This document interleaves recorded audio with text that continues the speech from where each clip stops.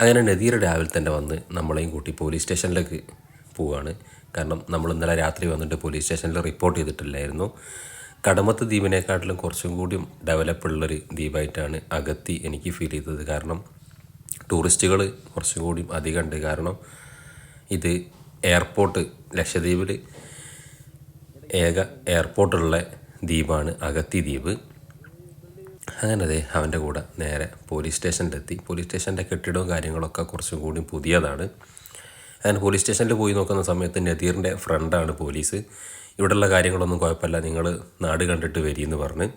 അങ്ങനെ അതെ നേരെ നദീറിൻ്റെ വീട്ടിലേക്കാണ് എത്തിയിട്ടുള്ളത്. ഇത് അവൻ്റെ വൈഫ് ഹൗസാണ്. നല്ല അടിപൊളി സ്ഥലം, നല്ല തെങ്ങ് തോട്ടത്തിൻ്റെ നടുക്കായിട്ടാണ്, ബീച്ചിൻ്റെ തൊട്ടടുത്ത്. അത് പിന്നെ പ്രത്യേകം പറയേണ്ട ആവശ്യമില്ലല്ലോ, ഒരുവിധം വീടുകളൊക്കെ അവിടെ ബീച്ചിൻ്റെ അടുത്ത് തന്നെ ആയിരിക്കും. അങ്ങനെ അതെ വീട്ടിൽ കയറി. ഇവിടുന്നും നല്ല കീലാഞ്ചി കിട്ടി. വൈഫിന് ഏതായാലും തൃപ്തിയായി. നമുക്ക് നാട്ടിൽ നിന്ന് പോരുമ്പോഴേ ഉണ്ടായിരുന്നു ഈ സാധനം കഴിക്കണമെന്ന്. അങ്ങനെ ആയുഷുവിനൊക്കെ നല്ല രീതിയിൽ ഇഷ്ടപ്പെട്ട് ഇവിടെ നല്ല പോളിംഗ് ആണ് വരുന്നത്. അങ്ങനെ നല്ല അടിപൊളി ബ്രേക്ക്ഫാസ്റ്റും കഴിച്ച് അവൻ്റെ വീട്ടിൽ ഉണ്ടാക്കിയിട്ടുള്ള 4 ദീപുണ്ടയും തന്ന് ഞങ്ങൾ നേരെ നദീറിൻ്റെ സ്വന്തം വീട്ടിലേക്ക് പോയി. അങ്ങനെ അതെ അവിടെ നല്ലൊരു ഊഞ്ഞാലും കാര്യങ്ങളൊക്കെ ഉണ്ട്. പിള്ളേരെ അവിടെ നിർത്തി കഴിഞ്ഞിട്ട് നമ്മൾ എന്ത് ചെയ്ത് ഒരു ചെറിയൊരു സ്ഥലം അളക്കാനുണ്ടെന്നും പറഞ്ഞ് അവൻ നമ്മളെയും കൂട്ടി സ്ഥലം അളക്കാൻ വേണ്ടി പോയി. നമ്മൾ ഇവിടെ പോയാലും നമ്മളെ പണി മറക്കരുത്. ഇവിടെ ഇതാ അഗത്തിയിൽ വന്നിട്ട് വരെ നമ്മൾ സർവേ ചെയ്യാൻ പോവുകയാണ്. ഇവരാണ് നമ്മളെ കൂടെ പഠിച്ച ആളാണ് നദീർ. സെറ്റ് അങ്ങനെ അതെ ആ സ്ഥലം നോക്കുന്ന സമയത്ത് ആ ഗേറ്റും പടിപ്പുരയും വേറൊരാളുടെ പറമ്പിലാണെന്നാണ് അറിയാൻ കഴിഞ്ഞത്.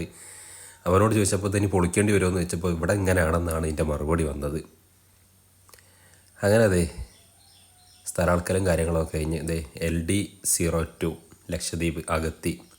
നമ്മളൊരു വണ്ടിപ്രാന്തനായതുകൊണ്ട് ഇങ്ങനത്തെ കാര്യങ്ങളൊക്കെ ഒന്നും കൂടി ശ്രദ്ധിക്കും.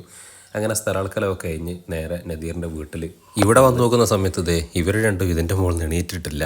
ഇവർക്ക് നല്ലപോലെ അങ്ങ് ഇഷ്ടപ്പെട്ട് ഈ കാറ്റും കൊണ്ടിട്ടുള്ള ആട്ടം എന്നുള്ളത് മനസ്സിലായി.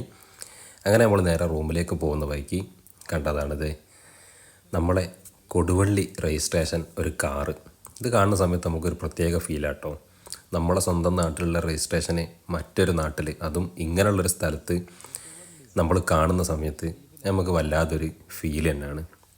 അങ്ങനെ ഇവിടെയുള്ള കാര്യങ്ങൾ ഇനി അടുത്ത വീഡിയോസിൽ ബാക്കി കാണാം. എല്ലാവരും ഒന്ന് ലൈക്കൊക്കെ ചെയ്ത് അഭിപ്രായങ്ങൾ കമൻ്റൊക്കെ അടിച്ച് ഒന്ന് ഫോളോ ചെയ്യട്ടോ. ഓക്കെ.